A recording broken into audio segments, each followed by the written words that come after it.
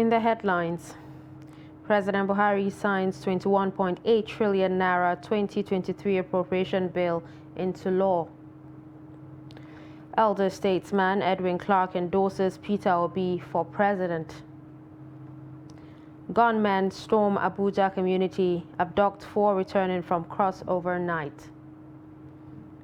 And on the international scene, Burkina Faso government launches investigation into discovery of 28 corpses in the northwest over the weekend. Hello and welcome to Trust News Update. I'm Darshan Hussaina Usman.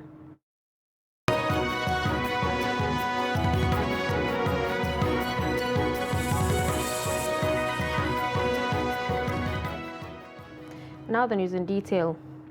President Muhammadu Buhari has signed the 2023 budget worth 21.83 trillion naira and the 2022 supplementary appropriation bill into law.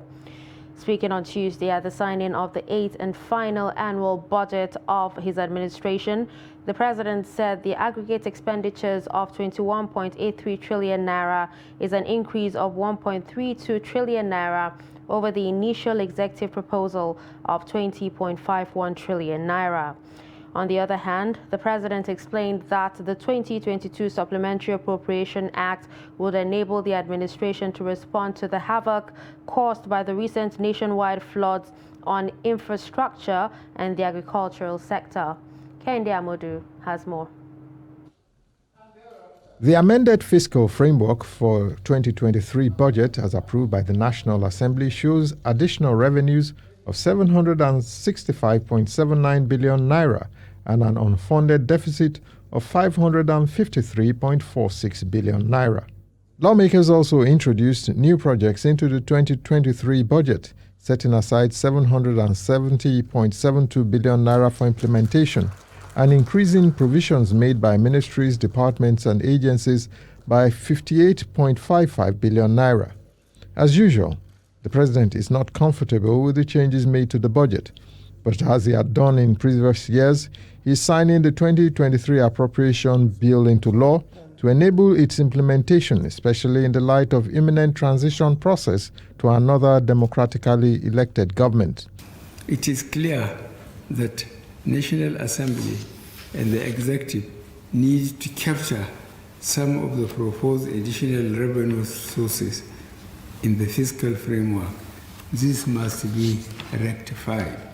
The National Assembly was adequately represented at the signing of this budget and is promising to focus in the next 5 months on sourcing revenue for government. The National Assembly, both chambers, will ensure that we get revenues, we find more sources, better sources, stabilize the sources, and of course look into some of the legislations and some of the waivers and concessions granted to see whether or not they deserve to continue to be implemented in the way and manner they were approved, or we need to reverse them because we need money. As for the president's requests for a review of some of its adjustments in the budget, it may not be automatic. In the budget presentation, or rather budget defense, we have ministries, we have departments, we have agencies that come to talk to us.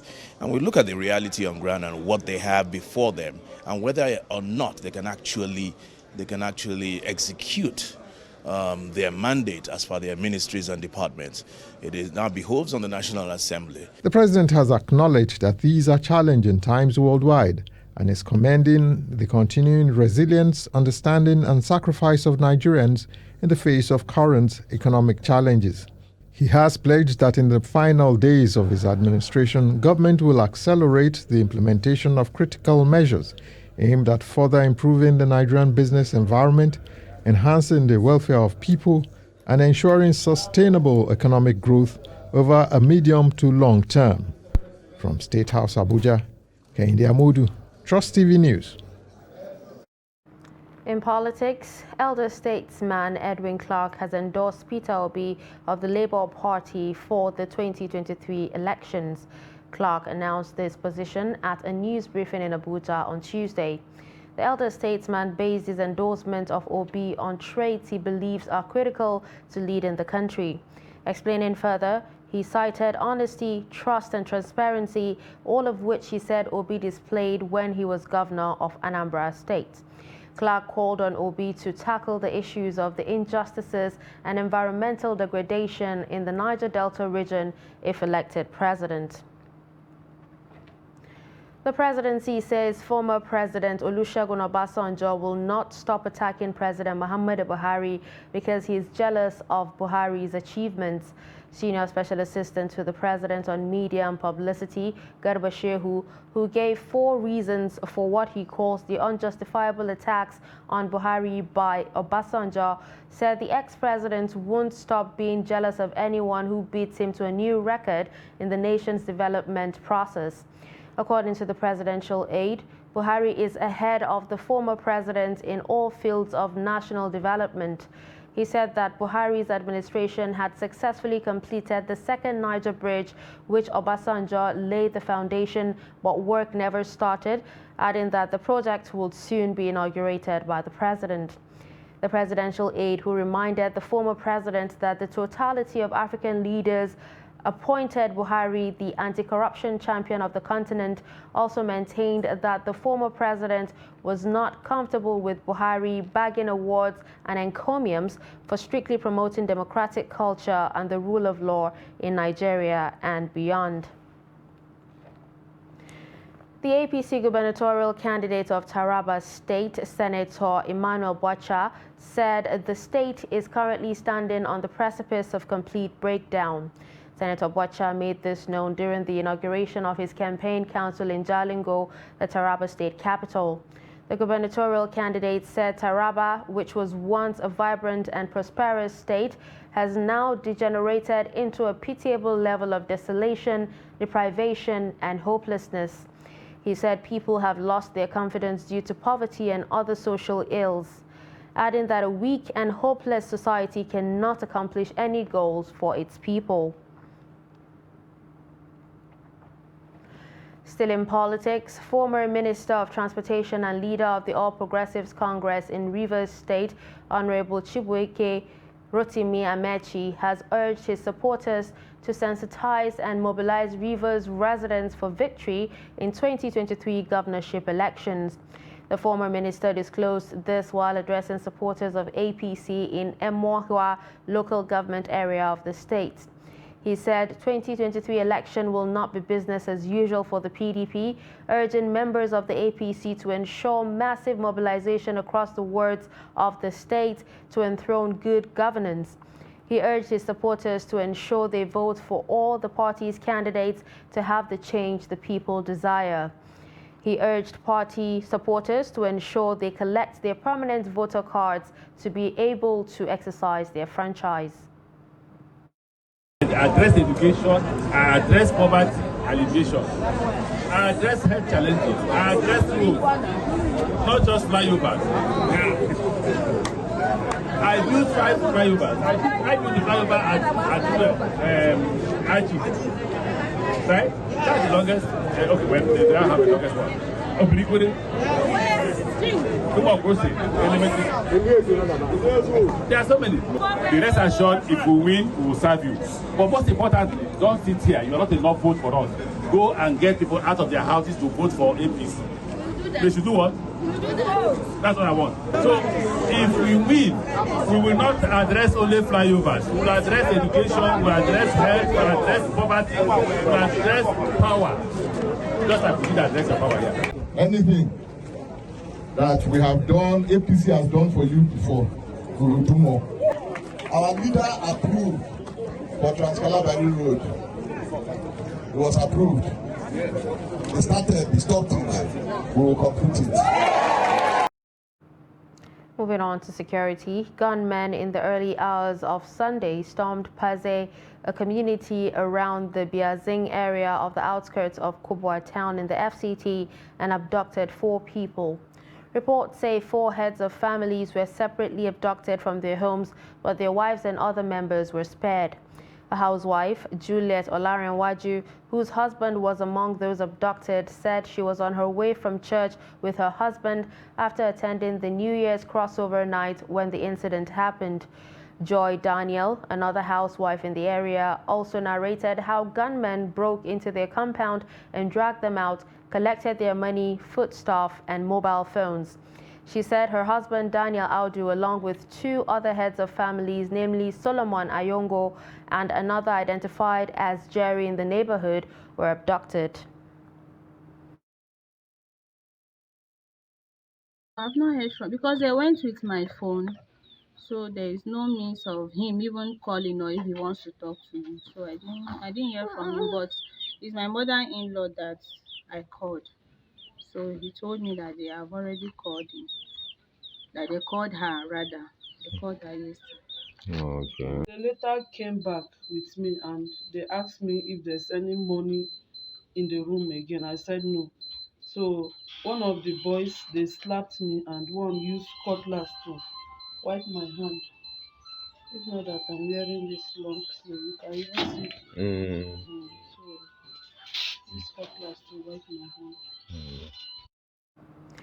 4 policemen attached to a former governor of Imo State, Ihedioha Ohakim, were killed when gunmen attacked the former governor's convoy on Monday. Our correspondent gathered that the incident happened as the former governor was returning from Oriagu in Ihime Mbano. It was not clear whether he was going to his house at Okohia in Isiala Mbano or going to Owerri, the state capital, but eyewitnesses say when the gunmen were unable to get him, they bombed the backup vehicle conveying the police and set it on fire. This led to the death of 4 of his police orderlies. Ohakim was governor of Imo State between 2007 and 2011.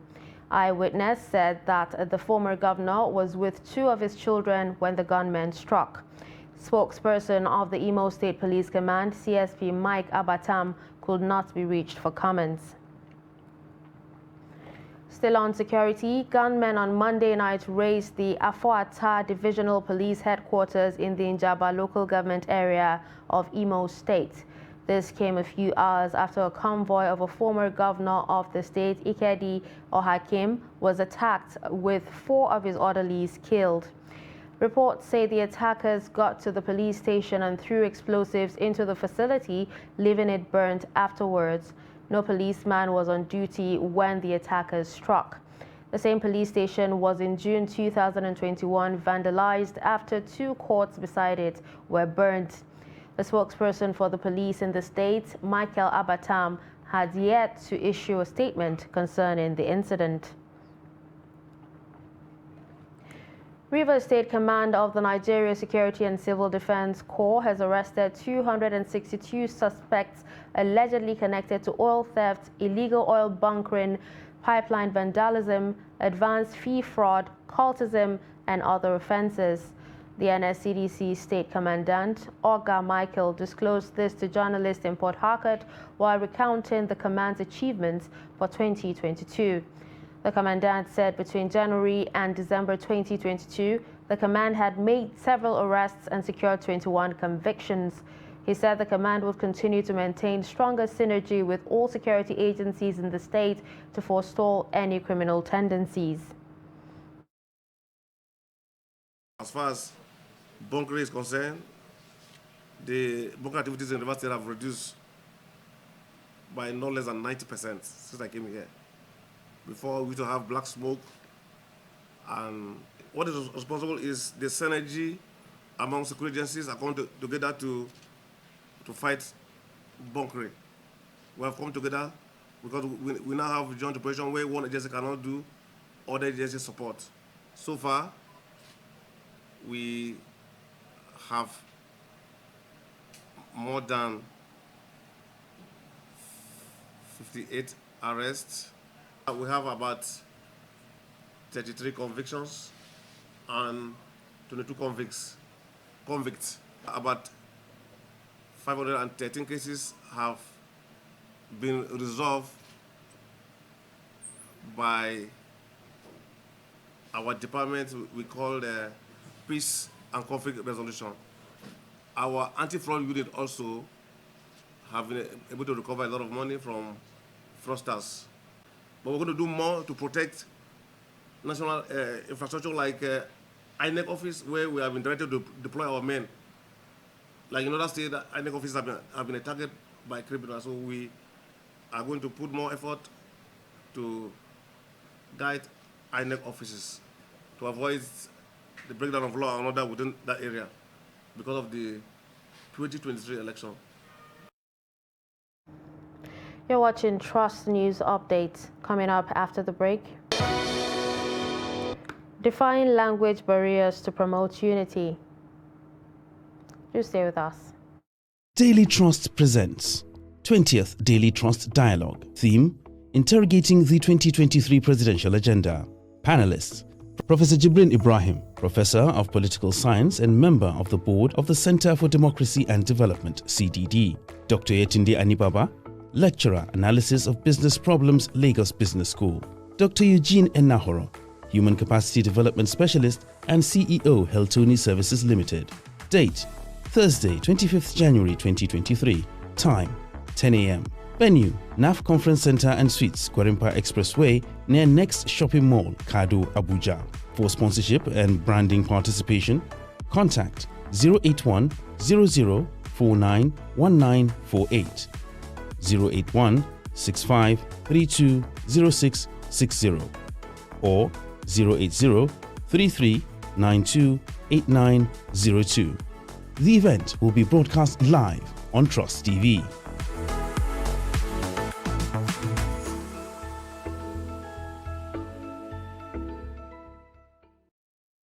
Nigerians, elections are here again. Let us shun violence. Let us play the game according to the rules. Do not be a thug. Say no to violence. Let's rise and defeat violence, crime, and sabotage against the peace of our nation. Nigeria is the only country we have. We must do everything to keep it united. We must avoid any act that promotes hate and disintegration. Say no to separatist movement, terrorism, fake news, hate speech, religious bigotry, and any act that tends to divide us as a nation. Watch out for strange gatherings and suspicious movements. Restrict access to sensitive documents and data, the disclosure of which may damage national security. Educate your staff and family, particularly on measures to safeguard information and report security breaches. Apply relevant legal security guidelines to protect yourself and your neighbors. Due to misinformation and wrong choices, some idle persons resort to vices in their greed to get rich quick. They resort to kidnapping, killings for rituals, and other heinous crimes. Avoid wrong use of the social media. Before you broadcast that false message, think twice. Ask whether it will promote peace or violence. For safety at home, still be security conscious. Educate your household on safety tips. Report all suspicious movements and persons to the security agencies nearest to you.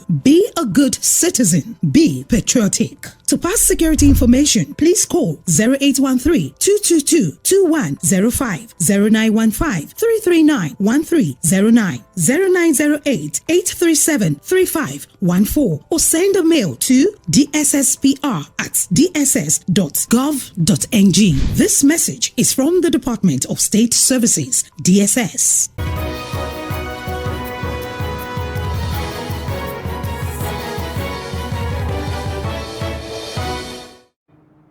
Welcome back and thanks for staying with us. You're still watching News Update on Trust TV. Here's a recap of our top stories. We told you that President Buhari signs 21.8 trillion naira 2023 appropriation bill into law. You also heard that elder statesman Edwin Clark endorses Peter Obi for president. Moving on to more news, a committee inaugurated by the chairman of Tudun Wada Local Government Council in Kano State, Ahmed Tijani Matata, has discovered 130 hospitals and pharmacies operated by fake doctors in the area. The committee, during the investigation, found that only one of the fake doctors had a secondary school certificate, while one of them was an electrical engineer who owned an 8-bed hospital that claimed to treat different illnesses. The chairman of the committee, Abubakar Musa Karafe, said the worst part was how one of the fake doctors infused HIV-positive blood in a woman who attended his clinic for treatment of malaria. He said the investigation followed a series of complaints received from residents over the proliferation of private hospitals and pharmacies in their various villages. According to the committee chairman, most of them were from Kagoro in Kaduna State who came to Kano and posed as doctors, and he said they will take proper action against them and ensure that they face the full wrath of the law. Nigeria has hundreds of languages, making it one of the most diverse nations across the globe. Interethnic marriage is a factor that strengthens the country's diversity, creating mixed families bearing different cultural and ethnic affiliations. Trust TV's Ibrahim Ismail meets a couple who defy language barrier to maintain a relationship over the years. This is Maduako Austin Onoha and Juliet Austin Onoha, in their 40s, married 19 years ago, defying all the misgivings about interethnic marriages. Maduako is an Igbo man from Abia State, while his wife Juliet is a Tulo by tribe. She hails from Benue State in northern Nigeria. Despite coming from different ethnic backgrounds, the two lovebirds are brought together by interethnic marriage.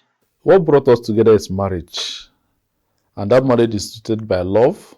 We first of all love ourselves as individuals, as persons, and one further, God instituted the union and perfected it through marriage sacrament. I'm an Anglican communion. She's a Catholic while I met her, but because of the institution of marriage, we came and became one flesh. So we are one in the result of the marriage, and we are still bonding till now. I met my husband like any other person. I don't need to go deep and tell you how we met. But meeting me is not a mistake. 19 years of journey is not a mistake, because we met just like usual people. We started the courtship. Before you know, because of the love that binds us together. And because God is destined that two of us will be together, we got married. The couple have gone through difficulties before breaking the jinx of language barrier, turning their diversity to strength. It's numerous. There's countless challenges, of course, now. Definitely, when you're coming from a different background, from Igbo extraction, southeast, that we are always thought to be a gold digger, or people see us as people that are just coming to exploit opportunities. Thank God there is an English that is a general language. You know, you marry somebody that is not your language. How do people communicate? It's the only language that people understand, the two people that people will communicate. The family has 4 children: Prosper, Chibozo, Praise, Chidera, Pascal, Chukuma, and Paul Chinedu. They can now speak their father's language, Igbo. Aham Prosper Chibozo, we learned it from our father. He used to speak it to us, like if he wants us to give him water after he's eating. Daddy Salah Chisa. Language is easy to learn, and it is pleasant to the ears. Although some have misgivings about interethnic marriage, but the Maduako Austin Onoha family finds solace in the practice, making them one of the happiest families in Gombe State. From Gombe, Ibrahim Ismail reporting for Trust TV. Merry Christmas and a Happy New Year. Moving away from that story, President Muhammadu Buhari has assured that Nigeria will support the Republic of Burundi in areas of need in the spirit of African solidarity and brotherliness. The president gave the assurance Tuesday at the State House, Abuja, while receiving the special envoy of President Evariste Ndayishimiye, who came with a message. On request for assistance in the area of energy provision, particularly fueled by the Burundi leader, President Buhari said he knows what it feels like for a country to suffer from energy shortage and promised that he would get the Nigerian National Petroleum Company Limited to look into the request. The president, in a statement issued by his spokesman, Femi Adesina, said he was looking forward to the polls and retirement since he had satisfied the constitutionally required 2 terms in office. The Minister of Finance, Budget and Economic Planning of Burundi, Odache Niyozima, while delivering his president's message to Nigerians and President Buhari, prayed that Nigeria's 2023 polls will be peaceful and successful so that Nigeria would maintain her reputation as a bastion of peace and stability. On the foreign scene, the government of Burkina Faso says it has launched an investigation surrounding the discovery of 28 bodies in northwest of the country over the weekend, noting it will uncover the circumstances around the tragedy and to establish all responsibilities. Attacks targeting the security forces and civilians have increased in recent months, especially in northern and eastern regions bordering Mali and Niger, which are also battling jihadists. The Collective of Communities Against Impunity and Stigmatization organization denounced the violence as reprisals targeting civilians by armed civilians claiming to be members of the VDP auxiliary force who freely engage in organized looting and targeted abuses of civilian population. Burkina Faso, one of the world's poorest countries, has also seen 2 coups by disgruntled army officers in 2022 that have put the military in power. Since 2015, the West African country has been grappling with an insurgency led by jihadists affiliated with Al-Qaeda and the Islamic State group, which has killed tens of thousands and displaced around 2 million people.